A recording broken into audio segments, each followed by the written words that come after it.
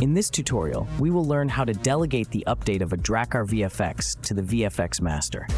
This will allow us to use DrakkarVFX much more effectively in a fire-and-forget fashion. We'll start from the example in the previous tutorial. First of all, we need to ensure that our scene contains the VFX Master component and that Max Handled VFX is set to handle the number of VFX we intend to use simultaneously. VFX Master uses Drakkar Updater, so let's make sure it is present in the scene too. In our code, we'll make a few simple changes. Remove the call to update, as VFX Master will take care of it.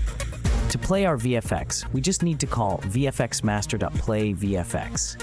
As before, the second parameter specifies that our VFX should restart from the beginning each time we make the call. And that's it. Let's hit play and verify that everything works without needing to manually handle the update.